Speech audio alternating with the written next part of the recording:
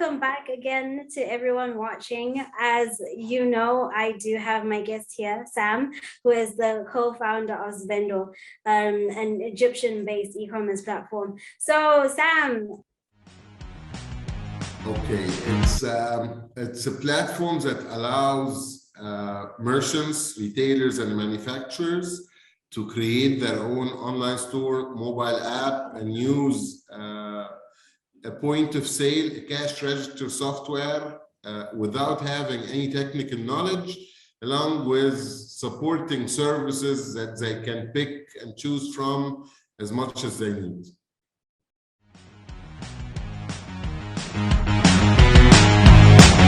So, several things actually. So the international competition, we're localized, we have on-the-ground presence, we have the language, we have across the week support over channels that are not available otherwise, like phone, for instance, and the rest of the usual stuff, social media, chats, and email.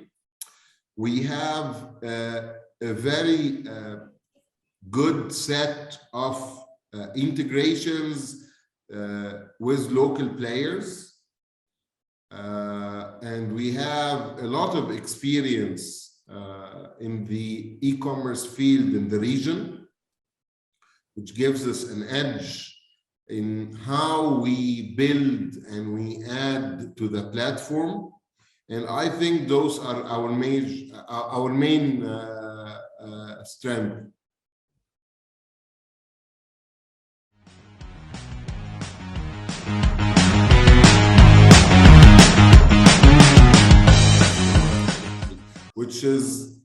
Which makes it easier even for us and for the consumers, not the consumers, the merchants who use our technology to deal with things that, like for instance, in our countries, it's very common that you wouldn't find a zip code for an address. And for us, this is very acceptable and we can understand and deal with it.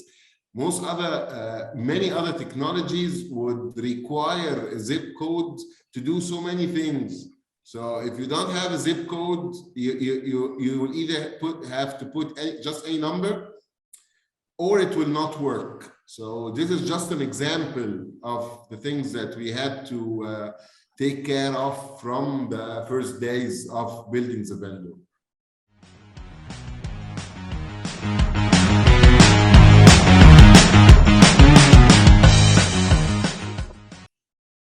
Some of the numbers we know is that, for example, the Egyptian market has over 300 retailers and less than 10,000 online businesses. That's an example.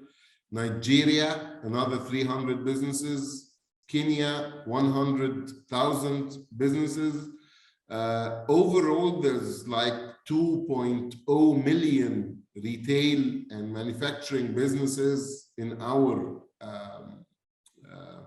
continent, and the numbers that has online stores are not tiny. It's a fragment of the total number that I'm sure very soon, within the next 5 years, over 80% of them would have required to have or are working on their own online presence.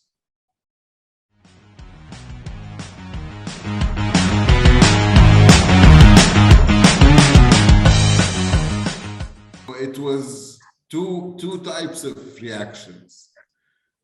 Those who didn't care would be like, wow, nice, and good luck, and see you soon, or not. And those who cared, most of them were trying to make me stay at my Microsoft job and try to do it next to my job, or actually along with keeping a full-time job at Microsoft and getting my salary every month. And then to my very close family and friends, where I told them, no, I resigned and I'm starting my own company, They encouraged me because it was done.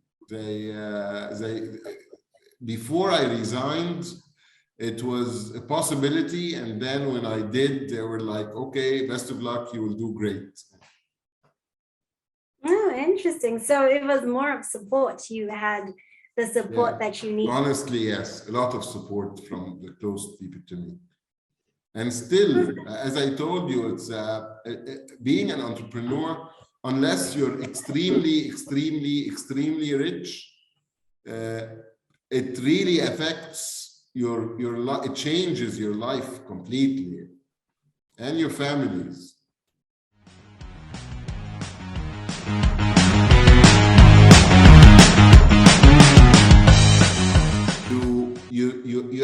You used to, or you would have usually a fixed income, monthly income, and that disappears just in a second. It's no longer there.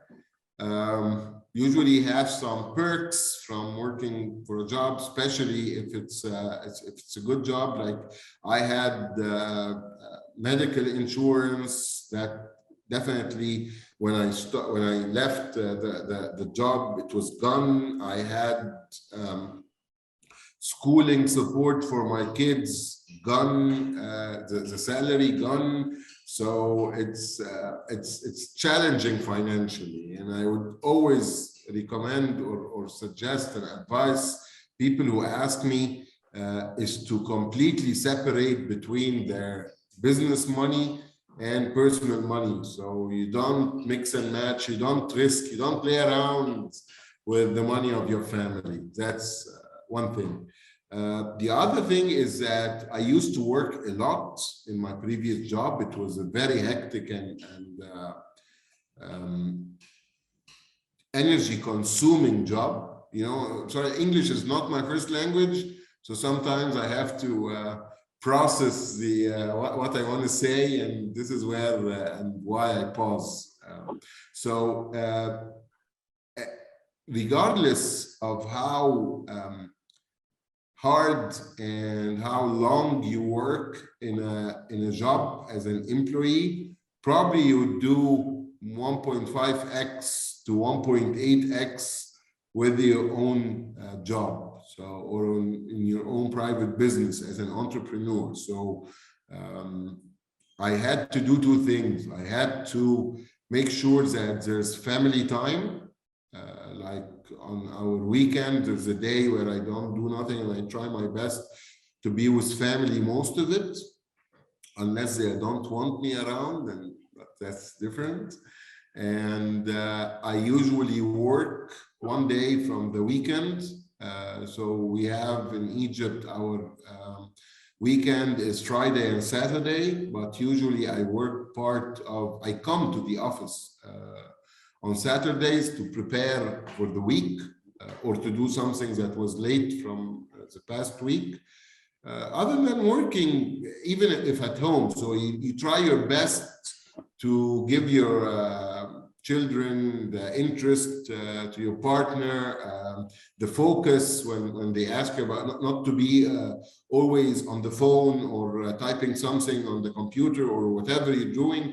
You try to do your best that when you are at home, you give them the time, but it doesn't always work that way. So that's another difference that it took me years to learn and to manage, to focus on making it happen. If I'm at home and my daughter comes and talks to me, I have to give her my attention, and I have to see what she wants, to spend more time with my kids, other than being at work or focused on a laptop or a phone. So those I think are two main points that I've learned throughout the past few years.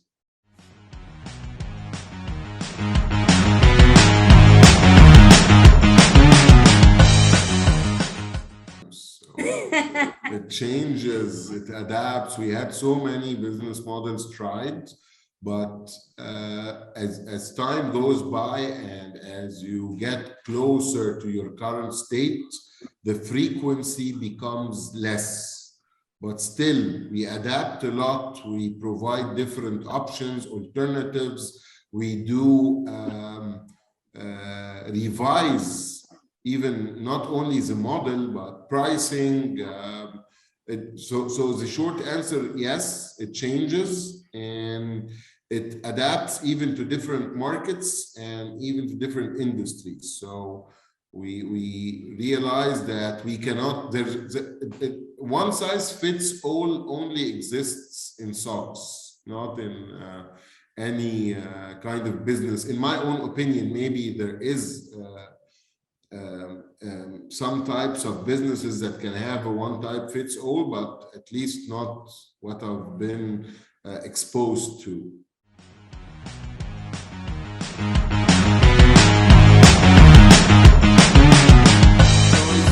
The market leader in the region. We want to have every single business in the region using Zvendo for their online presence.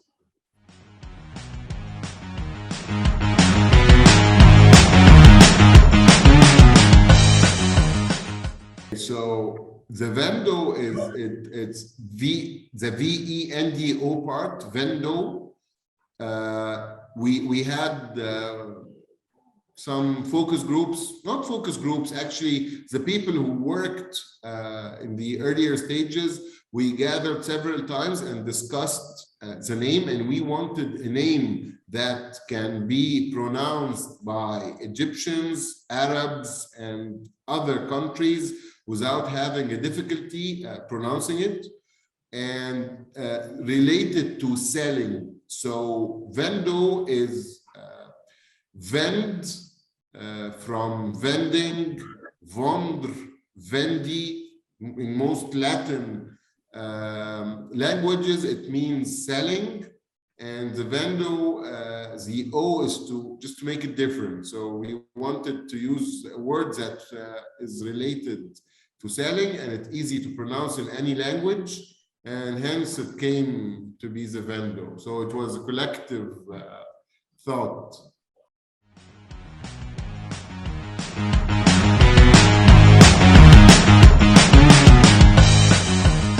Yeah, we're working and we're doing market research and starting to build relationships in Nigeria and Kenya. And we're hoping to be launching there very soon.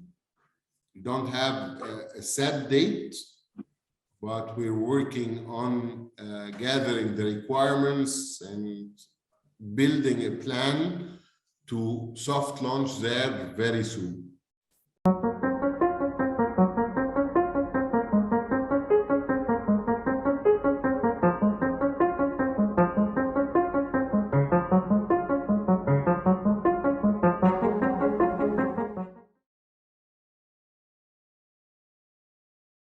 Everyone who is watching, please do subscribe and like the video. If you have any comments, or if you'd like to speak to Mr. Sam, you can send me an email and I'll be sure to link you up. Thank you again, and bye until goodbye for now.